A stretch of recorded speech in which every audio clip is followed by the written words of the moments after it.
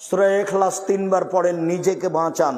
কোরআন মাজিদ আপনার পক্ষে কথা বলবে। রাতে সূরা মুলক পড়ে শোন, তাহলে কবরের শাস্তি হবে না, মাপ।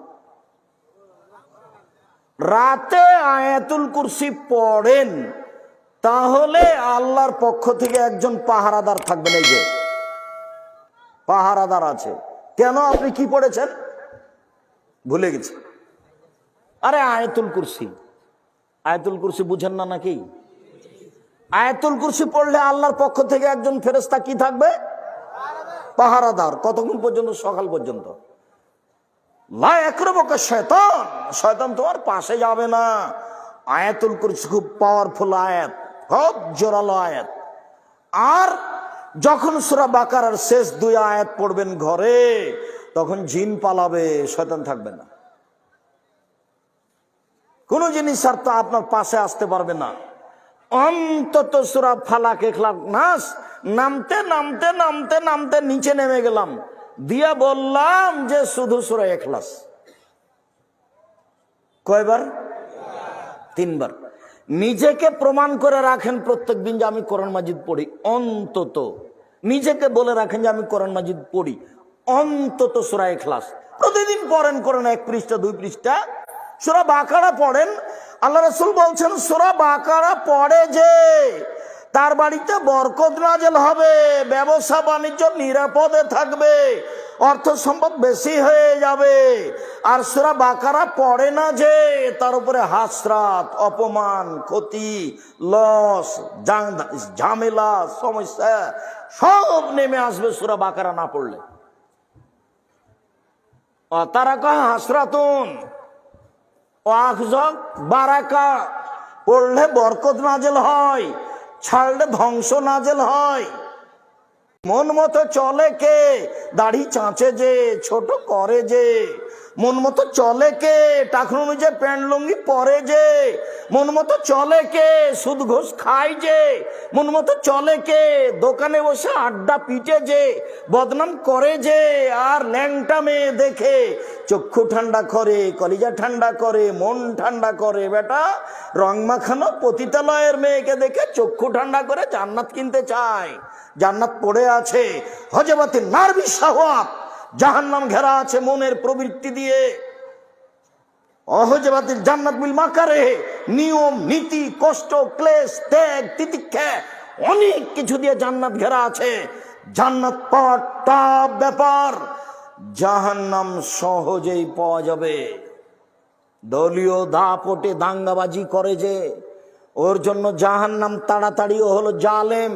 সিগারেট খায় না, জর্দা খায় না, জমি জাল করো না, বদনাম করো না, ল্যাংটা বেটি ছেলে দেখো না। 3 শ্রেণীর মানুষ জাহান্নামে যাবে। 1, মদমিনুল খামর, নিয়মিত বিড়ি তামাক জর্দা সিগারেট গুল নেশাদার দ্রব্য খায় পান করে যে, সে জাহান্নামে যাবে। 2, ওর রাজলাত মিনান নিসায়ে, পুরুষের বেশধারী নারী, যারা পুরুষের জুতা স্যান্ডেল পরে, যারা পুরুষের শার্ট প্যান্ট পরে, যারা পুরুষের পোশাক পরে, যারা গেঞ্জি গায়ে দিয়ে চলে, এরা জাহান্নামে যাবে। 3, দায়ুস আল খাবাসা, যে তার বাড়িতে বেহায়াইর সুযোগ দিয়েছে, সে জাহান্নামে যাবে। যার স্ত্রী নগ্ন পোশাকে চলে, সে জাহান্নামে যাবে। যার মেয়ে নগ্ন পোশাকে চলে, সে জাহান্নামে যাবে। সেম বিচারের মাঠে বলবে, রব্বি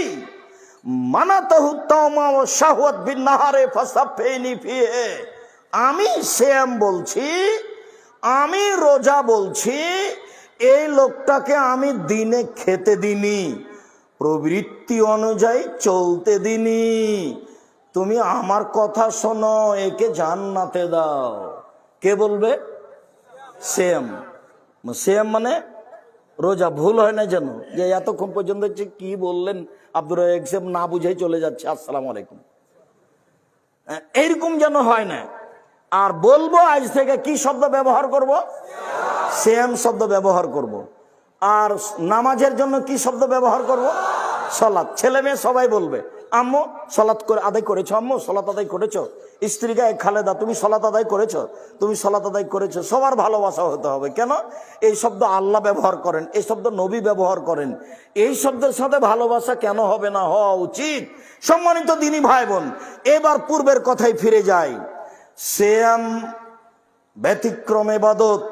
আল্লাহ বলবে আমি ওকে নিজ হাতে নেকি দিব, এই জন্য যে আমার কারণে দুটি জিনিস ত্যাগ করেছে। এক, খাদ্য খায়নি। দুই, মন মতো চলেনি।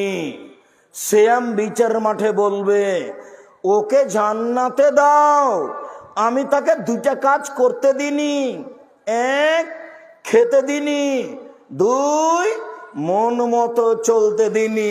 পৃথিবীর মানুষ শোনো শোনো শোনো শোনো, রমজান চলে এসেছে, থামো থামো থামো, পাপ করো না, পাপ করো না, পাপ থেকে বিরত থাকো।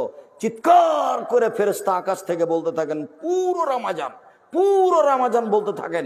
একবারে সূর্য ডুবার সাথে সাথে রমজানের প্রথমে, আবার শাওয়ালের প্রথমে সূর্য ডুবার পর্যন্ত বলতে থাকে দেখো যারা নেকি করতে চাচ্ছ আসো আসো আসো, যারা পাপ করার খেয়াল করেছো থামো থামো থামো থামো, পাপ করো না।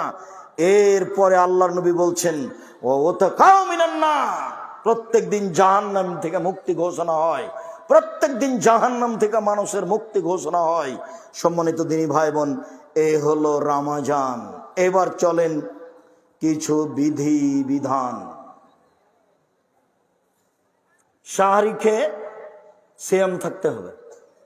আনাস রাদিয়াল্লাহু তাআলা আনহু বলেন তাসাহারু ফাইনু ফিহাল বারাকা, পৃথিবীর মানুষ সাহারি খাও, সাহারি খাও, অত বরকত আছে। কি বরকত? তোমার টাকা পয়সায় বরকত হবে। কি বরকত? তোমার শরীরে বরকত থাকবে, শরীরটা ভালো থাকবে, ইবাদত করতে পারবা। সাহারি খাও, সাহারিতে বরকত আছে। আল্লাহ রাসূল বলছেন ফাসলাম মা বাইনা সিয়ামিনা ওয়া সিয়ামি আহলিল কিতাবে ওকলাতু সাহারে, আমাদের সিয়াম আর ইহুদি খ্রিস্টান হিন্দুদের সিয়ামের মধ্যে পার্থক্য হলো আহলে কিতাব এবং আমাদের সিয়ামের পার্থক্য হলো সাহারি খাওয়া। ওরা সাহারি খায় না। পৃথিবীর মানুষ তোমরা সাহারি খাও, সাহারি না খেলেও সিয়াম হবে, এক ঢোক পানি হলেও খেতে হবে, এটাই ঠিক। আজান হচ্ছে, খাদ্য রেডি হয়েছে, খান, কোনো সমস্যা নেই। আজান চলছে, আজান হয়ে গেছে, খাদ্য সামনে আছে, খান, তৃপ্তি সহকারে খান, কোনো সমস্যা নেই। উল্লেখ্য যে না খেলেও সিয়াম রাখতে হবে, ফরজ সিয়াম। নফলও রাখা যায়, ফরজও রাখা যায়, না খেয়ে খাওয়া ভালো। উল্লেখ্য যে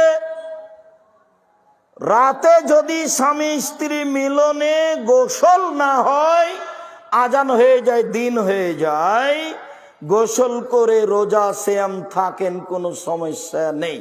উল্লেখ্য যে রমজান মাসে যদি দিনে ঘুমের কারণে স্বপ্নদোষ হয়, কোনো সমস্যা নেই।